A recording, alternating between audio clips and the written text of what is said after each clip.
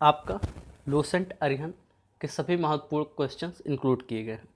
So make sure कि आप video को लास्ट तक देखिए और government job update, career growth tips, career counselling और जीके क्विज पाने के लिए चैनल को सब्सक्राइब कर सकते हैं। चलिए दोस्तों, पहला क्वेश्चन देख लेते हैं। बारदोली सत्याग्रह का नेतृत्व किसने किया था? पहला क्वेश्चन क्या बनना है कि बारदोली सत्याग्रह का नेतृत्व किसने किया था? तो दोस्तों, आपका वल्लभ भाई पटेल ने बारदोली सत्याग्रह का नेतृत्व किया था। वल्लभ भाई पटेल, सरदार वल्लभ भाई पटेल, जिन्हें भारत का लौह पुरुष भी कहा जाता है, उन्होंने ही बारदोली सत्याग्रह का नेतृत्व किया था।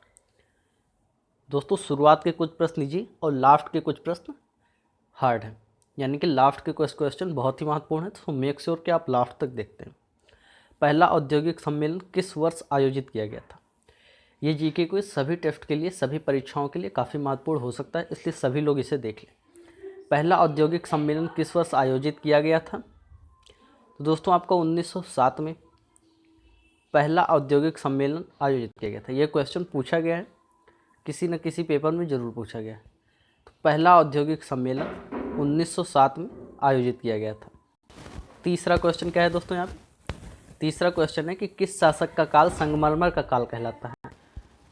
किस शासक का काल संगमरमर का काल कहलाता है? थर्ड क्वेश्चन का आंसर है किस शासक का काल, सॉरी दोस्तों, तो आपका शाहजहां का काल, शाहजहां का काल संगमरमर का काल कहलाता है। दोस्तों, शाहजहां ने अपने समय में, शाहजहां पता होगा आपको, ताजमहल इन्होंने ही बनवाया था, तो इन्होंने अपने समय में कई ऐसी इमारतें बनवाई थी जो कि संगमरमर की थी, यानी कि इनके समय में संगमरमर के काम बहुत ही ज़्यादा हुआ था, इसलिए उसे संगमरमर का काल कहा जाता है। ये क्वेश्चन भी पूछा गया है, संगमरमर का काल किसके काल को कहते हैं? तो याद रखिएगा, शाहजहां के काल को कहते हैं। एकदम नया क्वेश्चन है। अगला क्वेश्चन है कि जहांगीर को कहाँ दफनाया गया था? जहांगीर को कहाँ दफनाया गया था? चौथा क्वेश्चन है।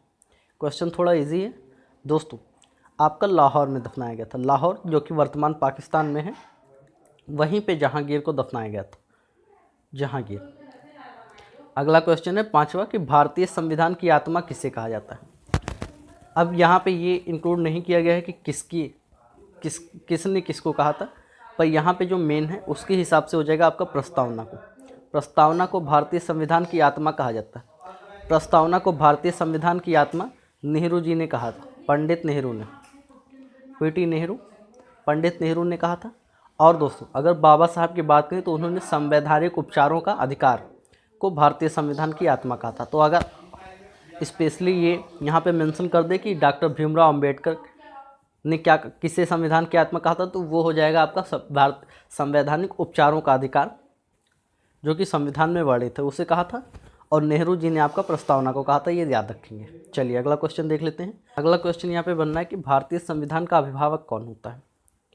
भारतीय संविधान का अभिभावक, यानी कि भारतीय संविधान को चलाने वाला या भारतीय संविधान का गार्जियन किसे कहा जाता है? ये अभी तक के टाइम का मोस्ट पॉपुलर क्वेश्चन है, कई बार पूछा जा चुका है अभी हाल ही के पेपर में।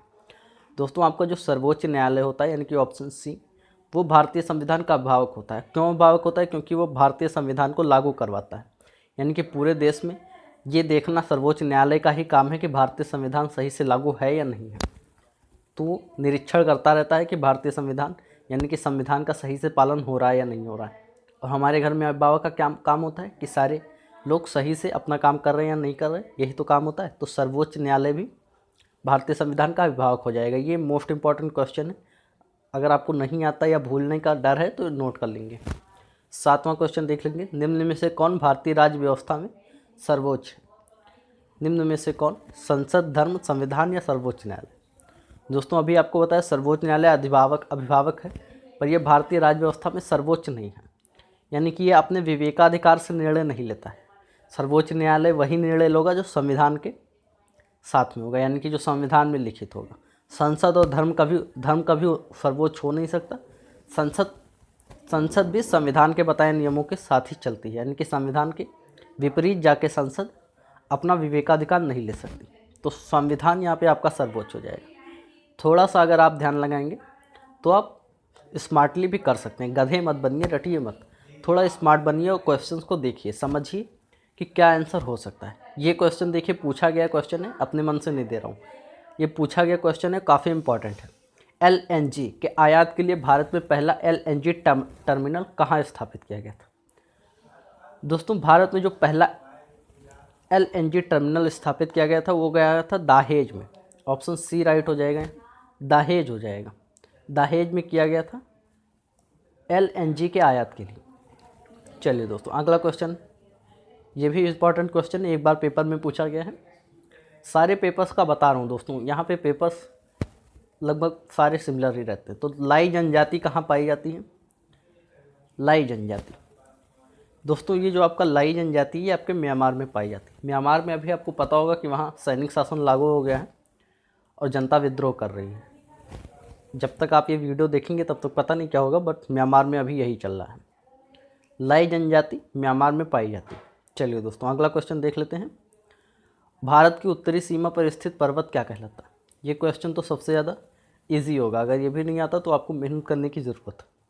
भारत की उत्तरी सीमा पे हमारा हिमालय स्थित है, तो जो पर्वत कहलाएगा वो हिमाचल पर्वत कहलाएगा। ऑप्शन बी यहाँ पे राइट हो जाएगा। चलिए दोस्तों अगला क्वेश्चन देख लेते हैं। किस ग्रंथ में गायत्री मंत्र शामिल है? यहाँ पे ग्रंथ से अर्थ वेद से है। सारे वेद के नाम लिखे हुए हैं ना, तो आपको सीधा सा अर्थ लगाना है कि किस वेद में गायत्री मंत्र शामिल है। वेद या ग्रंथ किसी की भी बात करें, आपको ऋग्वेद लगाना है। जो गायत्री मंत्र है यानी कि ओम भूर्भुवः स्वः, ये ऋग्वेद से ही लिया गया है, जिसे सावित्री मंत्र भी कहा जाता है। ऋग्वेद में इसे सावित्री मंत्र भी कहा गया है। चलिए ऋग्वेद हमारा सबसे पुराना वेद है, ये भी ध्यान रखेंगे। अगर पूछा जाता है कि सबसे पुराना वेद कौन सा है तो वो ऋग्वेद ही है। चलिए भीमबेटका किसके लिए प्रसिद्ध है? दोस्तों भीमबेटका की जो गुफाएं हैं, ये गुफाएं हैं जो कि मध्य प्रदेश में स्थित है, भीमबेटका की गुफाएं। और ये शैल चित्रों के लिए फेमस हैं। इन गुफाओं से महाभारत काल के अन्य सभी कालों के शैल चित्र मिले हैं। तो ध्यान रखेंगे कि भीमबेटका गुफाएं मध्य प्रदेश में स्थित हैं, एक तो ये, और दूसरा गुफाओं के शैल चित्र के लिए फेमस है। अगर आप यही ध्यान रखते हैं कि भीमबेटका गुफाएं हैं, तो आप ऑप्शन देख के थोड़ा अंदाज़ा लगा लेंगे कि गुफाएं हैं तो शैलचित्र, गुफाओं के शैलचित्र ए हो जाएगा राइट। अगला क्वेश्चन देख लेते हैं। 13वां क्वेश्चन क्या बन रहा है? प्रकाश वोल्टेज सेल होते हैं। सभी टाइप के क्वेश्चन दिए जाएंगे, जनरल साइंस के भी, जनरल जीके के भी, क्योंकि अभी सारे मिक्स क्वेश्चन पूछ रहे हैं। वो आपको जीके दे देगा, बट ये नहीं बताएगा कि आपको साइंस के ज़्यादा देगा या जनरल नॉलेज के। तो आपको सभी पढ़ने हैं। प्रकाश वोल्टेज सेल कैसे होते हैं? दोस्तों आपको जो प्रकाश वोल्टेज सेल है वो एक सौर सेल होता है, यानी कि सूर्य से ऊर्जा प्राप्त करने वाला। सूर्य से ऊर्जा प्राप्त करने वाले को ही प्रकाश वोल्टेज। यहाँ पे अगर आप प्रकाश को ध्यान से देखेंगे तो ये प्रकाश लिखा हुआ है, यानी कि इसका मतलब है उजाले से। और प्रकाश का संबंध किससे होता है? तो सूर्य से होता है। यानी कि जो प्रकाश की वजह से, प्रकाश से वोल्ट प्राप्त करते हैं या ऊर्जा प्राप्त करते हैं, वो सेल सौर सेल कहलाते हैं। ये भी ध्यान रखेंगे। थोड़ा स्मार्टली अगर आप सोचेंगे तो क्वेश्चंस कुछ बहुत अच्छे से बना लेंगे। सेफ्टी रेंजर का आविष्कारक किसे माना जाता है? सेफ्टी रेंजर यानी कि ब्लेड। ब्लेड क्या होता है दोस्तों? तो जो दाढ़ी वाढ़ी बनाने के लिए काम आता है उसी को कहते हैं सेफ्टी रेंजर। और ये आपका सब आविष्कार किया था जिलेट ने। जिलेट गार्ड की जो आप अभी ब्लेड्स देखते होंगे उस कंपनी की यही है।